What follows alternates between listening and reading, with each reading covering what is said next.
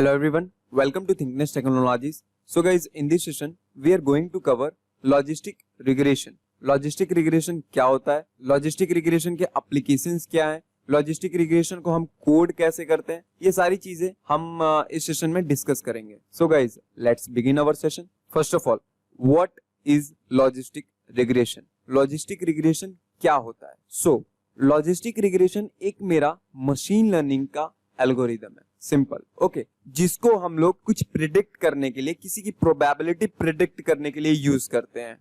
अब इसको थोड़ा डिटेल्ड वे में अगर मैं बोलूं, लॉजिस्टिक रिग्रेशन एक मेरा मशीन लर्निंग का क्लासिफिकेशन एल्गोरिदम है, जिसको हम लोग एक कैटेगोरिकल डिपेंडेंट वेरिएबल की प्रोबेबिलिटी को प्रिडिक्ट करने के लिए यूज करते हैं. ओके, अब इसके अंदर कुछ टर्म्स आए, टर्म्स मेरे क्लासिफिकेशन आया, राइट. क्लासिफिकेशन वर्ड मैंने ऐड किया, दैट ये एक मेरा क्लासिफिकेशन एल्गोरिदम है. क्लासिफिकेशन के बारे में मैंने आपको बताया हुआ है, दैट क्लासिफिकेशन और रिग्रेशन क्या होता है. आफ्टर दैट यहाँ पे मैं एक डिपेंडेंट वेरिएबल के आगे कैटेगोरिकल लगा रहा हूँ, दैट ये कैटेगोरिकल ही डिपेंडेंट वेरिएबल होगा. इस चीज को आपको समझना बहुत जरूरी है कि यहाँ पे जो भी डिपेंडेंट वेरिएबल हम ले रहे हैं वो कैटेगोरिकल ले रहे हैं, क्योंकि आगे हर एक वर्ड्स में या कहीं पे भी हम इस चीज को एक्सप्लेन नहीं करेंगे, बिकॉज ये हमें सोच के चल रहे हैं दैट यहाँ पे मेरा डिपेंडेंट वेरिएबल जो है वो मेरा कैटेगोरिकल है. जब भी मैं कैटेगरीज बोल रहा हूँ या कैटेगोरिकल बोल रहा हूँ तो आपको पता है कि कैटेगरीज की बात आई, सो यहाँ पे मेरा क्या यूज होगा, यहाँ पे मेरा क्लासिफिकेशन यूज होगा. कैटेगरीज आप मतलब समझ रहे हो ना, दैट डिफरेंट कैटेगरीज में. फॉर एग्जाम्पल कि अगर मैं एक जेंडर का कैटेगरी लूं तो उसके अंदर मेल या फीमेल दो टाइप की क्लासिफिकेशन हो सकती है. ओके, सो वहां पे दो टाइप की क्लासिफिकेशन हो सकती है, मेल या फिर फीमेल. अनदर थिंग दैट यहाँ पे मैं एक और चीज है दैट लॉजिस्टिक रिग्रेशन हमेशा, अगर मैं कहूं, बेसिकली हम बाइनरी क्लासिफिकेशन के लिए यूज करते हैं. बाइनरी का मतलब यहाँ पे सिर्फ मेरी जो डेटा होगी वो दो वैल्यूज में ही कोडेड होगी, या तो 1 या तो 0. ये आपको पता है कि हाँ बाइनरी का मतलब क्या होता है. आफ्टर दैट लॉजिस्टिक रिग्रेशन के अंदर जो मेरा डिपेंडेंट वेरिएबल होता है वो एक बाइनरी वेरिएबल होता है, जिसके अंदर डेटा मेरा कोडेड कैसे होता है, 1 या 0 के फॉर्म में. ये मैंने अभी आपको बताया, राइट. एक और चीज दैट यहाँ पे 1 जो हम लेते हैं वो हमेशा एक डिजायर्ड आउटकम को रिप्रेजेंट करता है मेरा. अभी हम जब लॉजिस्टिक रिग्रेशन के एजम्पशंस में जाएंगे तो वहां पे हम देखेंगे कि वहां पे ये एज्यूम किया हुआ है दैट 1 हमेशा हम एक एज अ डिजायर्ड आउटकम लेके चलते हैं. ओके, और डिपेंडेंट वेरिएबल मेरा एक बाइनरी वेरिएबल होता है. सो 1 यहाँ पे क्या रिप्रेजेंट कर रहा है, yes. 0 क्या रिप्रेजेंट कर रहा है, no. After that, logistic regression is used when the dependent variable is categorical. ये चीज मैं आपको अभी एक्सप्लेन किया हूँ. डिपेंडेंट वेरिएबल का मेरा टारगेट भी मैं कह सकता हूँ, राइट, कि अगर मुझे प्रिडिक्ट करना है फॉर एग्जांपल किसी डेटा सेट के लिए या किसी क्लासरूम के लिए कि हाँ इस क्लासरूम में कितने बच्चे पास हुए हैं, राइट, या कितने बच्चों के 70% के अबव आए. सो मेरा टारगेट क्या है कि 70% के अबव कितने बच्चे आए, राइट. आपको ये टारगेट समझ में आ रहा होगा. फॉर एग्जाम्पल, सो अगर मैं यहाँ पे आप कुछ अगर रियल लाइफ एग्जाम्पल लूं, सो मेरा रियल लाइफ एग्जाम्पल क्या होगा कि whether an email is spam और नॉट. आप डेली लाइफ में अपने मेल यूज करते हो. ओके, वहां पे आप देखते हो कुछ मेल्स आपके इनबॉक्स में जाते हैं, कुछ मेल आपके स्पैम फोल्डर में जाते हैं. सो वहां पे वो क्लासिफाई कर रहा है कि आपका ये मेल या फिर स्पैम है या नहीं है. अगर वो स्पैम है तो उसको वो स्पैम फोल्डर में भेज रहा है, अगर वो स्पैम नहीं है तो आपको वो इनबॉक्स में भेज रहा है. सिंपली 1 और 0, ये नहीं तो ये. वहां पे कोई थर्ड पॉसिबिलिटी नहीं है. I hope you are getting my point. Again, whether the tumour is malignant और not. Tumour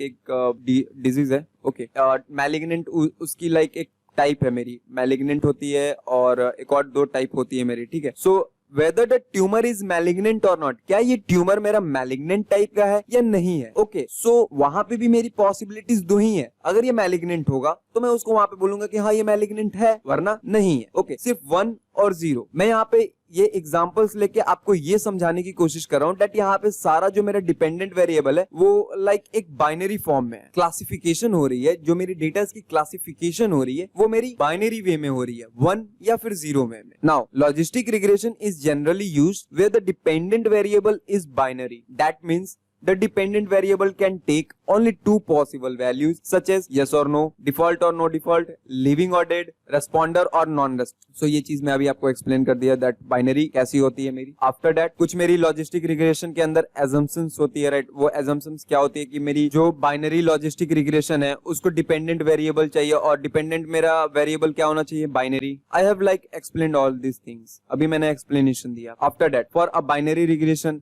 the factor level 1 of the dependent variable should represent the desired outcome. ये भी हमने डिस्कस किया कि मेरी जो 1 रहनी चाहिए वो हमेशा एक desired outcome को रिप्रेजेंट करता है. मीनिंगफुल वेरिएबल्स को ही हम लोग लेते हैं. मीनिंगफुल वेरिएबल्स लाइक जो हमारे मॉडल के लिए जरूरी है. Okay, the independent variable should be independent of each other.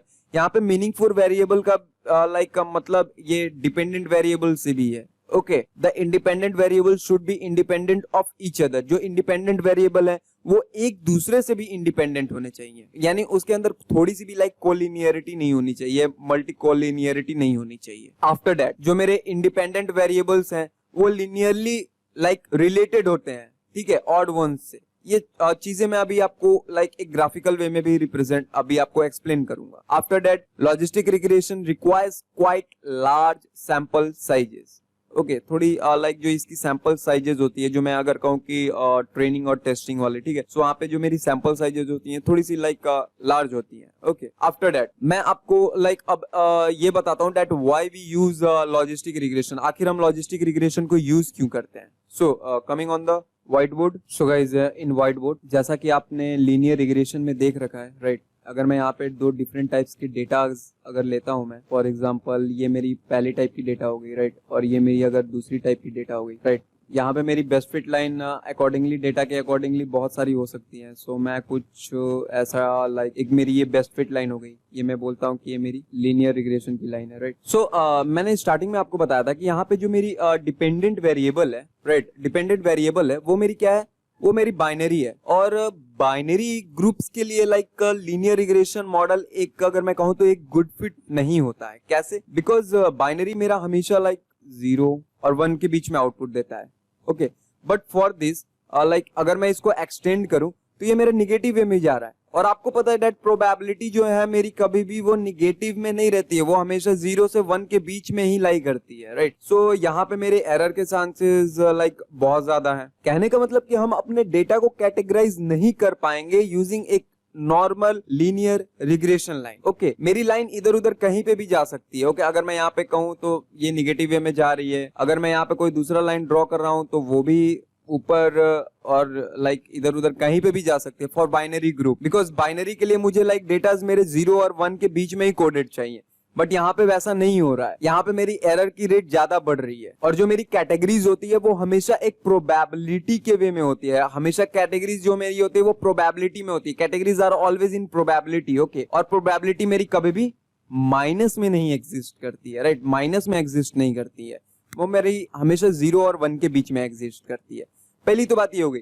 अब एक और चीज, अगर मैं यहाँ पे एक और डेटा लेता हूँ, फॉर एग्जाम्पल एक क्लासरूम का डेटा, ठीक है, यहाँ पे मैं इसको मार्क्स कर देता हूँ और यहाँ पे मैं इसको एज अ रिजल्ट लेता हूँ. मैं कहता हूँ ये मेरी 40 मार्क्स है, राइट, 40 मार्क्स है, एंड ये मेरी कुछ वैल्यू है 1. ओके, सो अगर मैं यहाँ पे कुछ लाइक स्टूडेंट्स के लिए लूँ, ये डेटाज हैं. तो यहाँ पे अगर मेरी अपनी एक normal linear regression line draw करता हूँ मैं यहाँ पे अपने डेटाज अकॉर्डिंगली. सो मैंने यहाँ पे क्या एक कंडीशंस दे रखी है, मैंने यहाँ पे एक कंडीशन दे रखी है दैट इज कि अगर 40 से लाइक ऊपर आएगा तो वो स्टूडेंट पास है, अगर 40 से नीचे आया तो वो स्टूडेंट फेल है, राइट. और पास हुआ तो लाइक उसकी वैल्यू कहाँ जाएगी, अबव 1, ठीक है, अबव 1. और फेल हुआ तो नीचे. एक सेकंड, मैं इसको यहाँ पे 1 की वैल्यू यहाँ पे ले लेते हैं फॉर अवर. सो मैंने अपनी 1 की लाइक वैल्यू को यहाँ पे ले लिया. ओके, सो दैट मैं यहाँ से लाइक एक प्लॉटिंग सही हो मेरी. ओके, सो यहाँ पे देखो 40 से जब भी लाइक मेरा मार्क्स अप होगा तो स्टूडेंट पास होगा और उसकी वैल्यू यहाँ पे कुछ रिप्रेजेंट कर रही है, right. For this data set अगर मैं यहाँ पे इसको लाइक 10, 20, 30, आप समझ रहे होगे, राइट, 50, 60 ऐसे लेके चलता हूँ और 40 यहाँ पे रिप्रेजेंट कर रहा है, तो ऑब्वियसली अगर किसी का 20 आया है सो वो यहाँ पे रिप्रेजेंट कर रहा है ना इधर, तो वो बिलो 1 है। ओके सो वो फेल है। और अबव 40 यानी 50 अगर मैं देखूँ तो 50 मेरा कुछ यहाँ पे रिप्रेजेंट कर रहा है, आप देख पा रहे हो। और अगर मैं इसको यहाँ पे रिजल्ट वाले पे शो करूं तो ये अबव 1 है। सो ओके ये पास है, आप इस डेटा को समझ गए। बट अगर यहाँ पे क्या हुआ कि अगर कुछ और आउटलायर्स मेरे जुट गए, यानी कुछ और डेटा पॉइंट्स मेरे आ गए, ठीक है, कुछ और डेटा पॉइंट्स मेरे आ गए। सो अब इसके लिए यहाँ पे जो मेरी ये रिग्रेशन लाइन होगी या बेस्ट फिट लाइन अगर मैं कहूं तो यहाँ पे कुछ और हो जाएगी। सो यहाँ पे इसको मैं लाइक अब मेरी बेस्ट फिट लाइन या रिग्रेशन लाइन कुछ इस वे में होगी या फिर आप इस वे में होगी, या आप जैसे ड्रॉ करना चाहो।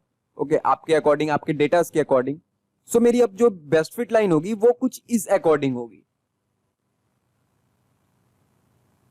अब इसके अकॉर्डिंग अगर मैं चेक करूं सो सारी मेरी वैल्यूज जो है वो चेंज हो जाएंगी, राइट। अगर मैं अब यहाँ पे 40 पे चेक करूं तो यहाँ पे देखो ये 40 पे क्या आ रहा है, यहाँ पे वैल्यू मेरी कहां जा रही है, ये 0 पे आ रही है, ये बिलो 1 आ रही है, यहाँ पे तो ये फेल हो गया 40 आते हुए भी, राइट। अगर मैं यहाँ पे 50 पे इसकी चेक करता हूं सो 50 भी ये बिलो 1 आ रहा है, राइट। ये यहाँ पे इसको फेल हो गया, आप समझ रहे हो। मैं इसको एक अच्छे से वे में आपको रुको एक बार फिर से एक्सप्लेन करता हूं। सो यहाँ पे आप देख रहे हो कि मेरी रिग्रेशन लाइन वही वाले फिगर को मैंने थोड़ा इनलार्ज कर दिया, राइट। अगर मैं यहाँ पे फिर अपने आउटलायर्स ऐड कर रहा था, राइट, सो 40 ओके सो यहाँ पे मैंने कुछ आउटलायर्स ऐड कर दिया। आफ्टर दैट आउटलायर्स ऐड करने के बाद मेरी जो बेस्ट फिट लाइन है वो अब कुछ इस तरीके की हो गई। ओके सो यहाँ पे मेरी जो मार्जिन्स मैंने लिया हुआ था, ये जो मैंने डेटा लिया हुआ था वो सारी बदल गई। यहाँ पे मेरी 40 पे ये स्टूडेंट अब फेल हो रहा है, राइट। और यहाँ पे लाइक अगर मैं 50, 60 कोई भी वैल्यू लूं, 60 पे भी यही स्टूडेंट फेल हो रहा है, राइट। यानी अगर कहूं तो 90 के अप्रॉक्स मेरी कुछ ऐसी वैल्यू आ रही है जहां पे ये स्टूडेंट अब पास हो रहा है। सो ये तो मेरा बहुत बड़ा एरर आ रहा है, right. So for this situation we use logistic regression, क्योंकि मैंने यहाँ पे एक भी अपना आउटलायर अगर ऐड कर रहा हूं या कुछ मेरे आउटलायर्स ऐड हो रहे हैं तो मेरा लाइक रिजल्ट जो है वो बहुत ही ज्यादा हाई एरर रेट शो कर रहा है, जो कि हमें नहीं चाहिए। ओके सो हम यहाँ पे लॉजिस्टिक रिग्रेशन का यूज कर, मैंने आपको 2 रीजंस बताए।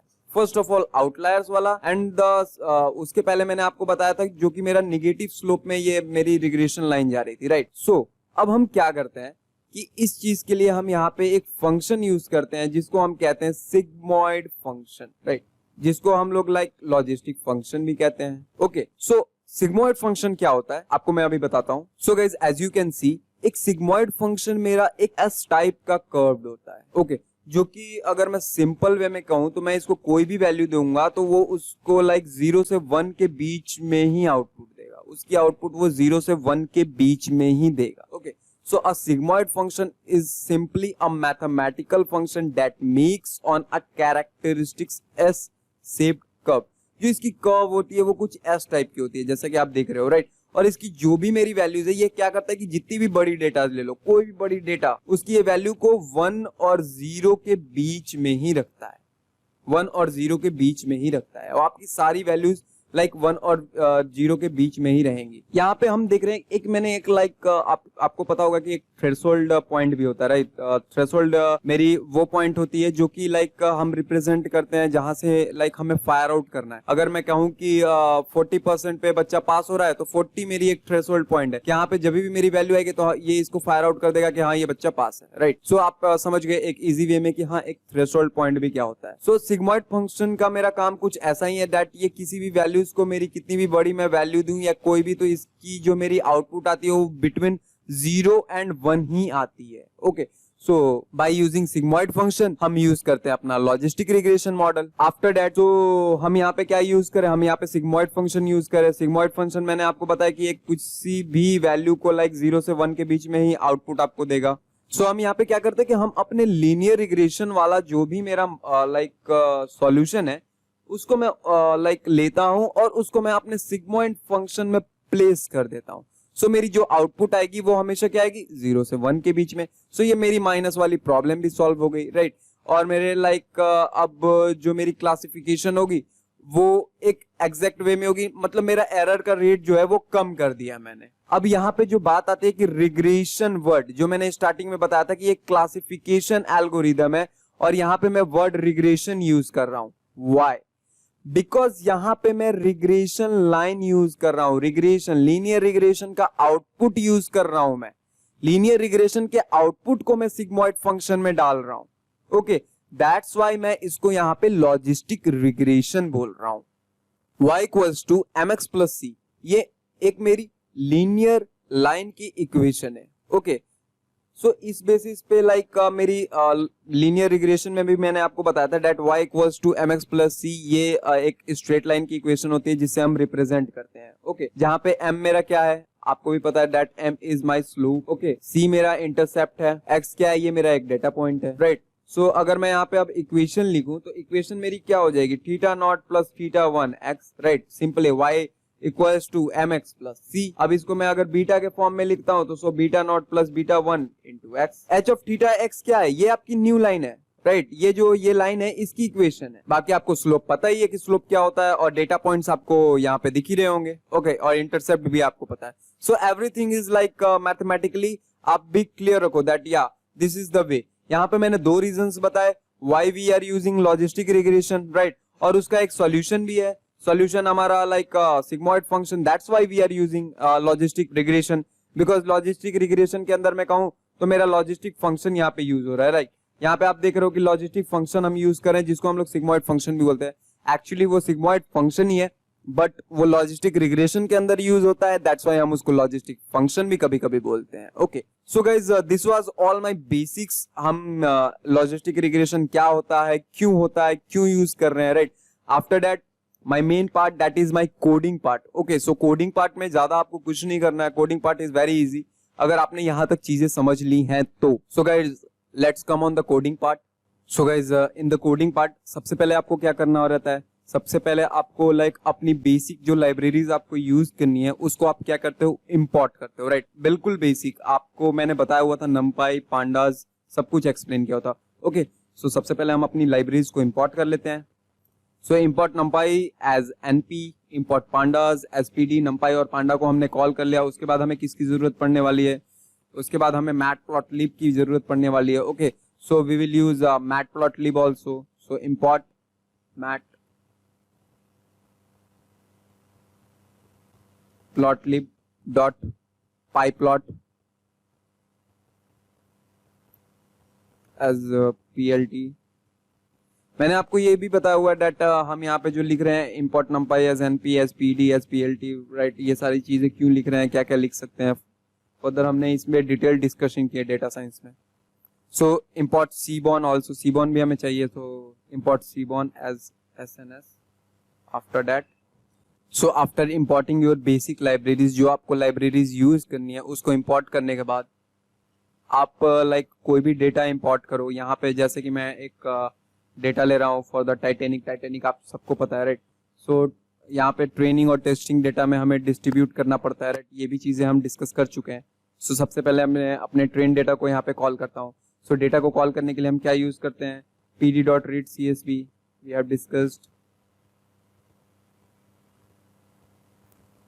राइट। CSV क्या है, CSV भी सारी बेसिकली एक एक टर्म्स हम डिस्कस कर चुके हैं। सो यहाँ पे हम अपने फाइल का लोकेशन देंगे। Okay, so guys as you can see अगर मैं लाइव कोडिंग करूँ तो it will take much more time. Okay, हम ये अपने सेशंस में लाइवली कर रहे हैं। सो मैं आपको बेसिकली यहाँ पे जो मैंने इम्प्लीमेंटेड किया हुआ है वो मैं आपको उसके थ्रू एक्सप्लेन करता हूँ ताकि मैं ज्यादा चीजें एक्सप्लेन कर पाऊँ। So guys as you can see हम ट्रेनिंग मॉडल को यहाँ पे इंपोर्ट कर रहे हैं। ओके, ट्रेनिंग मॉडल को हम इंपोर्ट करने के लिए मैं क्या कर रहा हूँ, pd.read_csv। यहाँ पे मैं अपनी फाइल का लोकेशन कहाँ पे मेरी फाइल है उसको मैं यूज कर रहा हूँ। ओके, और यहाँ पे आपको एक चीज याद रखना होगा कि यहाँ पे आपको एक प्रोवाइड करना होगा उसको पाथ कि आपको हाँ ट्रेन में ही उसको इंपोर्ट करना है। ओके, सो यहाँ पे मैं r यूज कर रहा हूँ। आफ्टर दैट आप अपने जो डेटा है उसको डॉट हेड करके आप यहाँ पे डिफाइन कर सकते हो डेट या ओके, सो आफ्टर इंपोर्टिंग, आप जब अपने डेटा को इंपोर्ट कर दिए उसके बाद लाइक कॉल कर लिए अपने डेटा को, उसके बाद आप अपने डेटा को देखना चाहते हो डेट या आपके डेटा के लाइक क्या कंटेंट कर रहा है आपके डेटा के अंदर। सो डॉट हेड करने से आपको वो पता चलता है। हमने ये डेटा एनालिसिस वगैरह विजुअलाइजेशन में देखा है। इस लाइक सेशन में मैं सिर्फ आपको लॉजिस्टिक रिग्रेशन कैसे इंप्लीमेंट करेंगे वो बता रहा हूँ, बिकॉज और बाकी चीजें हम पहले डिस्कस कर चुके हैं। जो ये टर्म्स है, डेटा एनालिसिस कैसे करते हैं, इंप्लीमेंट कैसे करते हैं, डेटा को कॉल कैसे करते हैं, पैंडास क्या होता है, लाइब्रेरीज क्या होती है, एक एक वर्ड हम पहले डिस्कस कर चुके हैं। ओके, सो इस सेशन में मैं आपको सिर्फ और सिर्फ लाइक इंप्लीमेंट की प्रोसेस बता रहा हूँ, और दैट्स वाई मैं ये लाइव भी नहीं कर रहा हूँ बिकॉज हम ये सारा चीजें कर चुके हैं। Okay, so for logistic regression train dot head, यहाँ पे हमें पता चलता है दैट इस डेटा के अंदर मेरी पैसेंजर आईडी है, सर्वाइव्ड है, पैसेंजर क्लास है, नेम है, सेक्स है, एज है, सिबलिंग स्पाउस है, पेरेंट चिल्ड्रन है, टिकट है, फेयर है, केबिन है, राइट। सो यहाँ पे देखो, यहाँ पे आपको डिफरेंट डिफरेंट डेटाज यहाँ पे दिख रहे हैं। ओके, उसके बाद इसके अंदर हम ईडीए करते हैं। ओके, ईडीए करने से मुझे क्या पता चलता है, ईडीए से मुझे पता चलता है कि इस डेटा के अंदर कौन कौन सी वैल्यूज हैं, क्या क्या वैल्यूज हैं, किस किस टाइप की वैल्यूज हैं, राइट, कौन कौन से फीचर्स हैं और फीचर्स के अंदर कितनी सारी वैल्यूज हैं, कौन कौन से डेटा टाइप्स है। मैं अगर कहूं तो एक बेसिक डेटा का मेरा बिहेवियर क्या है या क्या उसके अंदर कंटेंट कर रहा है, ये सारी चीजें हमें ईडीए से पता चल रही हैं। Okay, so train dot info हमने किया तो हमें पता चला कि इसके अंदर लाइक इंट, ऑब्जेक्ट, फ्लोट, ये सारी डिफरेंट डिफरेंट टाइप्स की डेटा प्रेजेंट है, सारी नॉन, एक भी इसमें मतलब जैसा कि आप देख पा रहे हो नल वैल्यूज नहीं है। आफ्टर दैट हम अपने डेटा को लाइक डिस्क्राइब कर रहा हूं मैं कि हाँ इस डेटा के अंदर लाइक का मीन, काउंट, स्टैंडर्ड डेविएशन, ये सारी चीजें क्या क्या है। Okay, so here you can C maximum value, देखो यहाँ पे मैक्सिमम मिनिमम सब आपको शो हो रही है, राइट, मीन भी शो हो रहा है। क्या इसके अंदर कोई नल वैल्यू है या नहीं है, राइट। सो केबिन में आप देख रहे हो कि कुछ वैल्यूज मेरी ट्रू आ रही हैं, राइट, कुछ वैल्यूज मेरी ट्रू आ रही हैं। So as you can see यहाँ पे लाइक मेरी आप ऑलमोस्ट सारी देख रहे हो तो फॉल्स फॉल्स फॉल्स फॉल्स। सो इसमें लाइक नल वैल्यूज मेरी कहीं पे भी शो नहीं हो रही है। Okay, so that is good for us. और अगर केबिन यहाँ पे देख रहे हो आप कि सिर्फ एक जगह कहीं केबिन में मेरी ट्रू ट्रू कहीं पे शो हो रही है, right. So that is also not a big problem, हम उसको चेंज कर सकते हैं, हम उसको लाइक हटा सकते हैं। ओके, नल वैल्यूज को आपको बताया हूँ कि नल वैल्यूज को हटाना है, डेटा क्लीनिंग कैसे करते हैं हम। ओके, सो अब हम एक हीट मैप के थ्रू देख रहे हैं। सो ये आप डिफरेंट डिफरेंट लाइक फीचर्स के हीट मैप के थ्रू भी आप देख सकते हो कि इसके अंदर नल वैल्यूज की क्या पॉसिबिलिटीज है, क्या नहीं है। सो ये डिफरेंट आप डेटा एनालिसिस जो कि हम पहले डिस्कस कर चुके हैं, मैं डायरेक्ट आपको मॉडल इंप्लीमेंट करने पे बताता हूँ। Okay, after that you have to do data cleaning also, right. आप यहाँ पे देखो लाइक डिफरेंट डेटाज के मीन निकाल रहे हो, उसके बाद उसके, ठीक है, उसको एक विजुअलाइजेशन करके देख रहे हो कि हाँ इसके अंदर क्या चीजें होती है, कैसी होती है। ये हमने डेटा विजुअलाइजेशन में किया हुआ है, एक एक चीज को एक्सप्लेन किया हुआ है कि हम किसी डेटा को लाइक कैसे विजुअलाइज करके देख सकते हैं कि हाँ उस डेटा के अंदर क्या है। जैसा कि आप यहाँ पे देख रहे हो, हिस्टोग्राम बना के, ठीक है, उसकी प्लॉटिंग करके।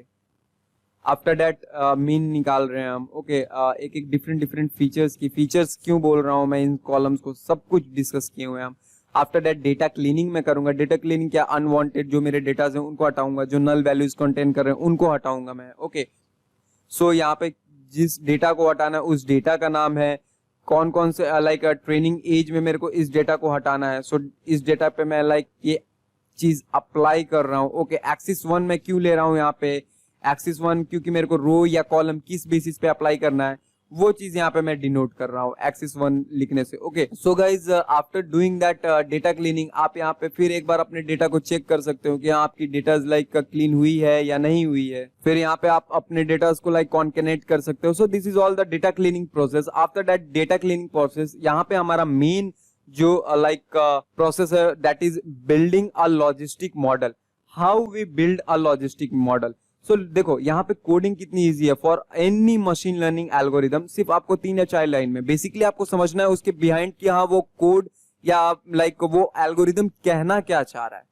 ओके, आफ्टर दैट आपको सिर्फ कुछ नहीं करना है, आपको उसका मॉडल बिल्ड करना है। मॉडल कैसे बिल्ड होगा, आफ्टर दैट आपको क्या करना है, आपको कुछ नहीं करना है, आपको उसके बाद मॉडल को बिल्ड करना है। सो मॉडल कैसे मेरा बिल्ड होगा, सो वहां पे मैं क्या करूंगा कि मेरी अब साइकिट लर्न लाइब्रेरी को मैं कॉल करूंगा, वहां से मैं अपना इंपोर्ट कर रहा हूं ट्रेन टेस्ट स्प्लिट क्यों? क्योंकि मेरे को अपनी ट्रेनिंग और टेस्टिंग जो भी ट्रेन और टेस्ट जो भी मेरी वेरिएबल्स है उसके अंदर मुझे अपने डेटास को असाइन करना है, तभी तो मैं अपने लाइक डेटा को ट्रेन कर पाऊंगा, अपनी टेस्टिंग वैल्यू लाइक टेस्ट कर पाऊंगा या अपनी ट्रेन कर पाऊंगा डेटा को, तब तो मैं एक्यूरेसी निकाल पाऊंगा।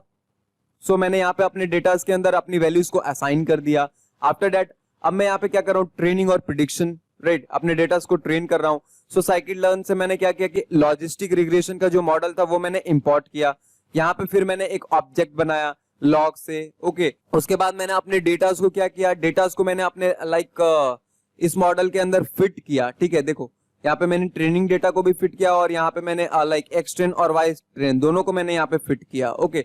बिकॉज किसके बेसिस पे आपको प्रिडिक्ट करना है, राइट, आपको इस मॉडल के अंदर कौन सी फिट करवाना है। आफ्टर दैट देखो यहाँ पे जो आपको लाइक वार्निंग्स दे रहा है इसको आप इग्नोर करो, बिकॉज उससे आपको लाइक कोई दिक्कत नहीं है। सो आफ्टर दैट मैं एक प्रिडिक्शन क्रिएट कर रहा हूँ। प्रिडिक्शन के अंदर मुझे किसको ऊपर प्रिडिक्ट करना है, कौन से डेटा के ऊपर प्रिडिक्ट करना है, टेस्टिंग के ऊपर प्रिडिक्ट करना है, ट्रेनिंग के ऊपर प्रिडिक्ट करना है, राइट। सो आपको भी पता है कि आप ऑब्वियसली लाइक अपने कुछ डेटा को ट्रेन करते हो, उसके बाद उसको लाइक टेस्टिंग के ऊपर प्रिडिक्ट करते हो, ओके। आफ्टर दैट आपको इवेल्युएट करने के लिए आपको कंफ्यूजन मैट्रिक्स ड्रॉ करना पड़ेगा और उसकी क्लासिफिकेशन रिपोर्ट देखनी पड़ेगी, राइट। कंफ्यूजन मैट्रिक्स आपको पता है true positive true, false positive, true negative, false negative, ये सारी वैल्यूज होती है मेरी, राइट। एक कंफ्यूजन मैट्रिक्स का लाइक हमने अलग सेशन किया हुआ है, वो भी हमने डिस्कस किया हुआ है। So after seeing this evaluation we can see that yeah this is my, देखो यहाँ पे कंफ्यूजन मैट्रिक्स ये मेरी प्रिंट हो रही है, ट्रू पॉजिटिव ट्रू नेगेटिव वाली, राइट। और यहाँ पे मेरी एक क्लासिफिकेशन रिपोर्ट प्रेजेंट यहाँ पे प्रिंट हो रही है, जहाँ पे मैं अपनी एक्यूरेसी को देख पा रहा हूँ, डेट इज 80% की एक्यूरेसी मुझे इस डेटा की मिल रही है, right. That is not good for Titanic also. Titanic को ऐसे आप रियल टाइम में इंप्लीमेंट करोगे तो इसकी एक्यूरेसी लाइक 90+ ही रहती है। सो या फॉर दिस यहाँ पे एक्यूरेसी मुझे 80% की मिल रही है। ये F1 स्कोर क्या होता है, प्रिसीजन क्या होता है, रिकॉल क्या होता है, ये सारी चीजें हमें पता है। एक्यूरेसी मेरी यहाँ पे 0.80 की लाइक एक्यूरेसी यहाँ पे मेरी, सो यहाँ पे मेरी एक्यूरेसी 80% की शो कर रही है, okay. So this is my like logistic regression model. Simply मैंने यहाँ पे क्या किया, मैंने यहाँ पे एक लाइब्रेरी से अपना एक टेस्ट स्प्लिट को कॉल किया, उसमें वैल्यूज को असाइन किया। आफ्टर दैट मैंने अपना मॉडल को कॉल किया, मॉडल में अपने डेटा को फिट किया, फिट करने के बाद उसको प्रिडिक्शन में दिया कि राइट मुझे प्रिडिक्शन किस डेटा के ऊपर करना है। उसके बाद मैंने उसको इवेल्युएट कर दिया। सो उसके बाद मुझे लाइक अपने डेटा की एक्यूरेसी वगैरह सब कुछ पता चल गई कि मेरे डेटा के अंदर मेरी एक्यूरेसी इतनी है, okay. So this is the simple way to apply like logistic regression. मैंने ये आपको रियल डेटा पे अप्लाई करके दिखाया जो कि टाइटेनिक डेटा है, राइट। वहां पे हम प्रिडिक्शन कर रहे हैं कि लाइक यहाँ पे हम प्रिडिक्शन जो मेरी टारगेट वैल्यू है वो यहाँ पे है कि कितने number of persons survived, okay. So guys, this was all my logistic regression model. Thank you for this session.